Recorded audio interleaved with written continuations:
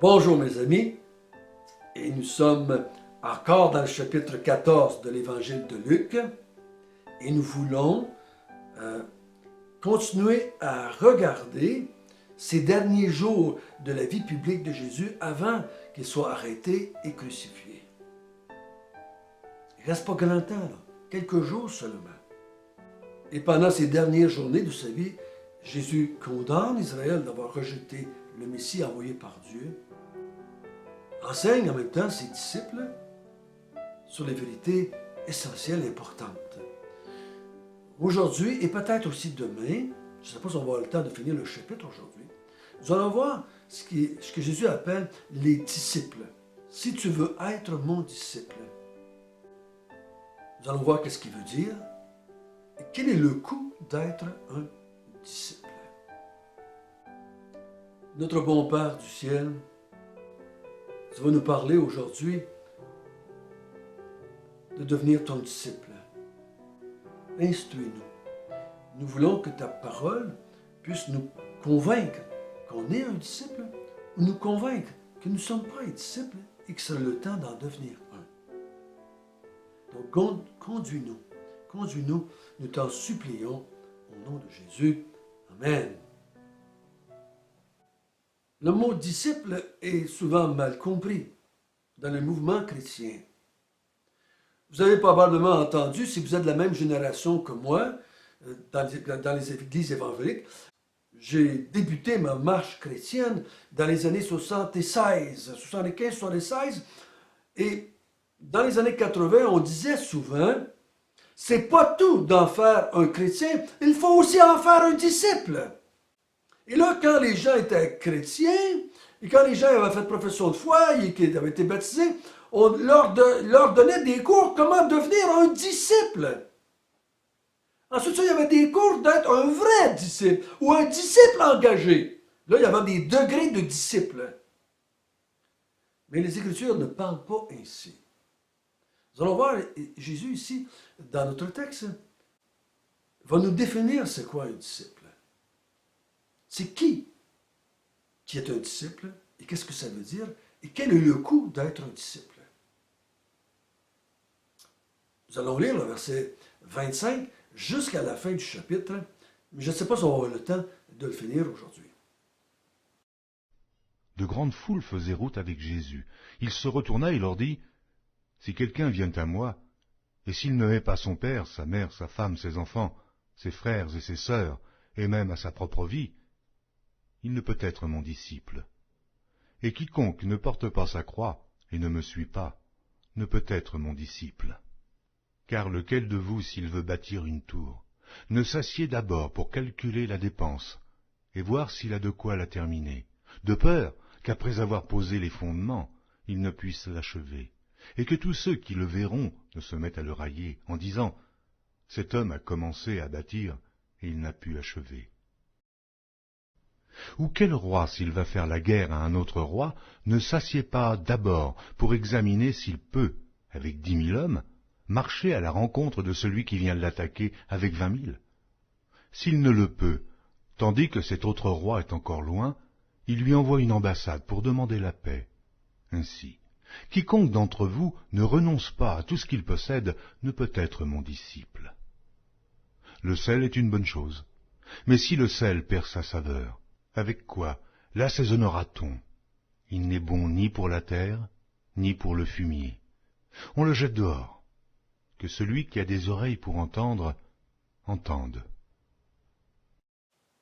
Donc, une grande foule suit Jésus pendant qu'il monte à Jérusalem. Donc, il n'est pas loin de Jérusalem. Et la foule monte avec lui.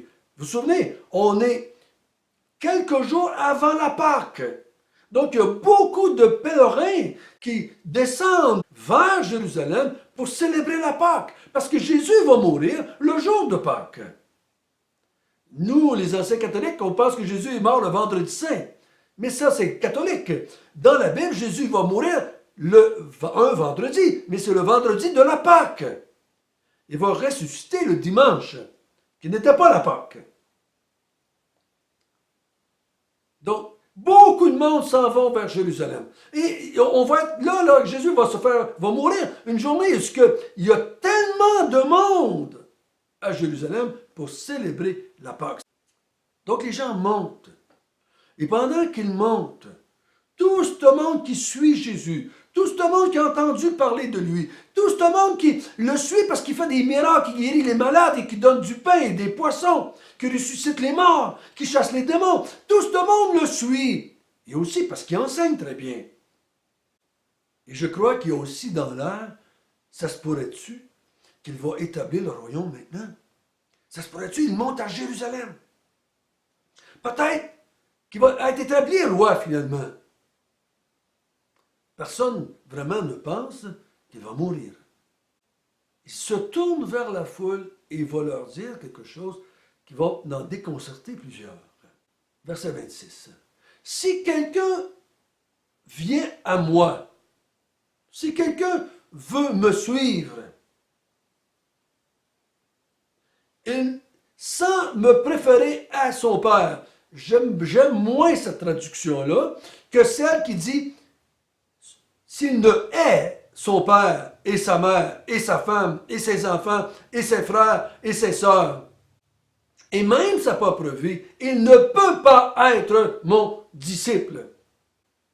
Tu dois me préférer à ton père, ta mère, sa femme, ses enfants, ses frères, ses sœurs et sa propre vie. Et mamie, ça demande beaucoup. Ça demande beaucoup à être un disciple de Jésus. Et remarquez bien qu'il ne dit pas s'il veut être un bon chrétien. Non, il dit si tu veux être mon disciple. Si tu veux me suivre, être mon disciple. Le mot disciple, il faut bien comprendre ce que ça veut dire. Le mot disciple, dans la langue originale, c'est le mot matéthèse, qui veut dire un étudiant. Si tu veux que je t'instruise, c'est pour ça que Jésus va dire à la fin de sa vie, avant de monter au ciel, allez par toute la terre, faites des disciples. Il ne dit pas allez faire des chrétiens, ensuite essayer d'en faire des disciples. Et s'ils ne deviennent jamais des disciples, vraiment, mais ils vont être sauvés pareil. J'ai entendu ça dernièrement dans la bouche d'un prédicateur. Qu'il y en a qui vont être sauvés, mais ils ne vont pas vraiment faire grand-chose. Ils ne sont jamais vraiment venus faire des disciples engagés. Voyez-vous, on dissocie le disciple dans notre langage de jargon évangélique, c'est des chrétiens très engagés. Mais c'est pas ça qu'il dit ici. Si tu ne hais pas ton père, ta mère, ton frère, ta femme, tes soeurs, tout ton monde et ta propre vie, tu ne pourras jamais être mon disciple. Tu ne peux pas me suivre. Tu ne peux pas recevoir des instructions de moi. Je ne pourrai pas t'instruire. C'est pour ça que Jésus a dit, avant de partir, encore une fois, faites-en des disciples et enseignez-leur tout ce que je vous ai prescrit. Mais s'ils ne veulent pas être un disciple, vous ne pourrez pas les enseigner. Comme autant que Jésus était sur la terre, si tu ne voulais pas être un de ses disciples, mais il ne pouvait pas t'enseigner. Si tu ne le suivais pas littéralement sur la terre, parce que pendant qu'il était là, pendant ces 3 ans, il ne pouvait pas t'instruire. Donc, il faut faire attention ici. Jésus n'appelle pas les chrétiens à se consacrer. Il appelle les gens à devenir ses disciples, à devenir des croyants, à devenir des gens qui le voient comme le Messie, l'envoyé de Dieu. Puis il dit ça, là, ça va passer en premier.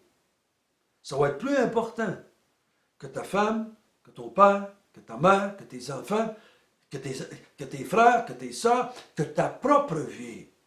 Tu veux que je t'instruise? Tu veux être mon disciple? Tu veux si j'emploie un langage qu'on connaît, si tu veux que je te sauve, si tu veux que je te donne mon esprit, il va falloir que je sois la raison de ta vie.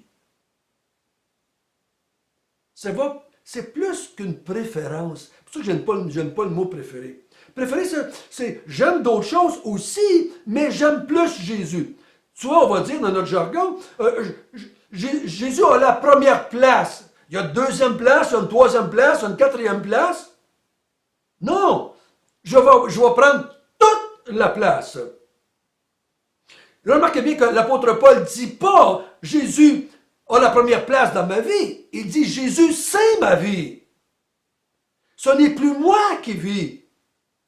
C'est Christ qui vit en moi. C'est pour ça qu'il dit au verset 27, quiconque ne porte pas sa croix et ne me suit pas, ne peut pas être mon disciple. Ça, c'est la deuxième condition. C'est pas juste que je préfère, que j'y donne de la place à Jésus, j'y donne une belle place dans ma vie, j'y donne mon dimanche matin, j'y donne un peu de 15-20 minutes, une demi-heure pour lire ma Bible, un petit peu de prière. J'y donne un peu de place, pas mal de place même dans ma vie. J'y donne de la dîme de mes biens, finalement. J'y donne un peu d'argent. Puis moi, je suis vraiment un bon chrétien, je donne plus même que la dîme. C'est pour ça qu'il dit, verset 27, il dit, tu dois mourir. Ici, là, porter sa croix, là, c'est pas ta femme, c'est pas ton mari, c'est pas tes enfants, c'est pas ta maladie, c'est pas ta pauvreté, c'est pas tes moments difficiles, c'est pas la prison. Dans le temps de Jésus, n'importe qui était là, on disait, cet homme-là porte une croix, ça voulait dire une chose, tu vas mourir, mon chum.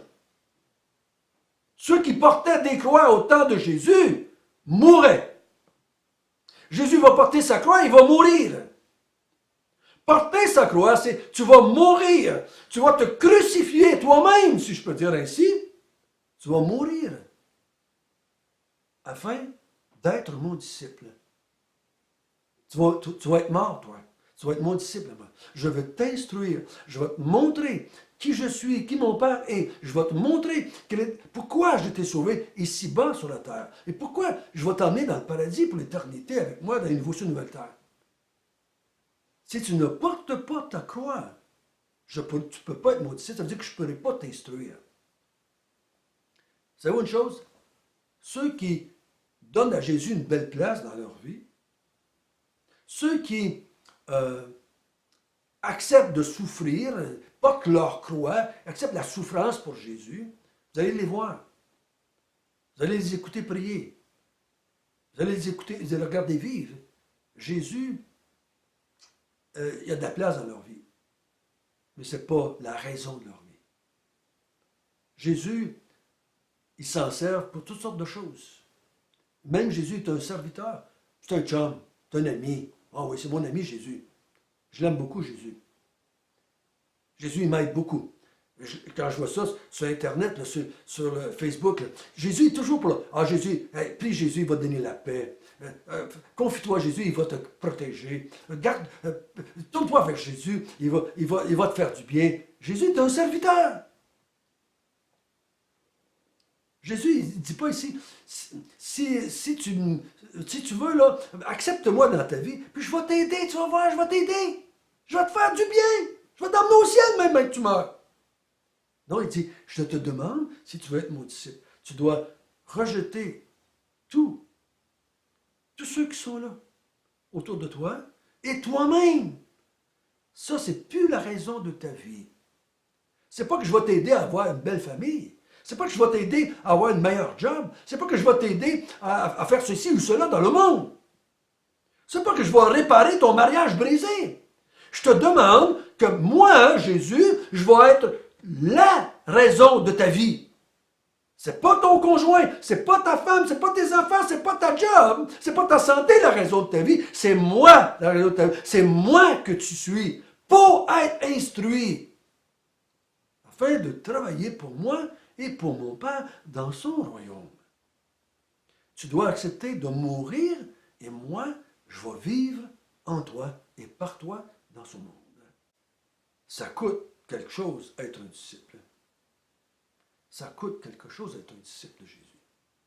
Moi, je me dis, on ne doit pas, on ne paye pas pour avoir le ciel, mais on doit tout perdre pour l'avoir. Et c'est ça que Jésus dit ici, au verset 26, 28 et 31. Il dit, calcule le coût d'être un disciple. Calcule le coût. Si tu ne calcules pas bien le coût, tu vas abandonner en route. Et je vous garantis qu'il y en a des milliers autour de moi que j'ai connus depuis 40 ans de vie chrétienne, qui ont abandonné en disant toutes sortes de raisons, mais parce qu'ils n'avaient pas bien analysé le coût. Ils ont posé les fondements de la maison, mais ils n'ont pas pu la terminer parce qu'ils avaient mal calculé le coût. C'est un roi qui va à la guerre, mais il calcule mal la force de l'ennemi. Il calcule le coût. Parce que si tu commences dans la vie croyante, si tu veux me suivre, si tu n'as pas calculé le coût comme il faut, tu vas abandonner. Combien, en lisant la vie de Jésus, lisez la vie de Jésus pendant ces 3 ans. Et c'est pas dizaines de milliers qu'on vient, mais c'est par milliers qu'on part aussi. C'est par milliers qu'on abandonne Jésus pour toutes sortes de raisons. On n'a pas calculé le coût comme il faut. As-tu bien calculé le coût? As-tu bien calculé la force de l'ennemi? Hein? Prends bien le temps de calculer le coût. Le coût, là, c'est pas de lever la main dans une campagne d'évangélisation. Le coût, là, c'est pas d'avancer en avant dans une campagne à quelque part. Le coût, là, c'est pas de dire, ben là, maintenant, je vais passer du temps avec Jésus un petit peu ici et là. Je vais faire ma vie chrétienne, ma petite vie religieuse chrétienne, parce que Jésus, dans le fond, il m'aide puis il va m'emmener au ciel, mais que je meurs. Non, c'est pas ça, mes frères et sœurs. Mes chers amis, ce que Jésus demande ici coûte. Attention, je ne suis pas en train de vous dire qu'on paye pour être un disciple. Mais si je veux être un disciple, je dois tout abandonner pour pouvoir suivre Jésus.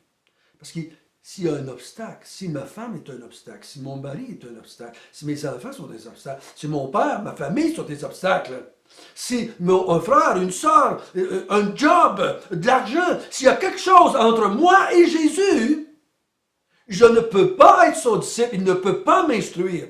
Il ne pourra pas m'instruire pour savoir comment faire pour être un enfant de Dieu. Il ne pourra pas m'instruire non plus pour vivre comme un enfant de Dieu, parce que je suis préoccupé par quelque chose d'autre. Il faut faire attention. Calcule bien le coût. As-tu commencé à suivre Jésus? As-tu fait une place dans ta vie pour pouvoir aller au ciel, mais tu meurs? C'est pas bon. C'est pas bon. Mais est-ce que tu as donné toute ta vie? Tu t'es chargé de ta croix? Tu es mort à toi-même? Et tu as dit à Jésus, maintenant, c'est toi qui vas vivre en moi. Ça, c'est un disciple. Notre bon Père du ciel, béni sois-tu. Tu as fait du bien. C'est un privilège. C'est un privilège d'être un disciple. Mais on est un disciple seulement si on a abandonné toute chose pour te suivre. Parce qu'un disciple abandonne ses projets, abandonne sa vie pour suivre quelqu'un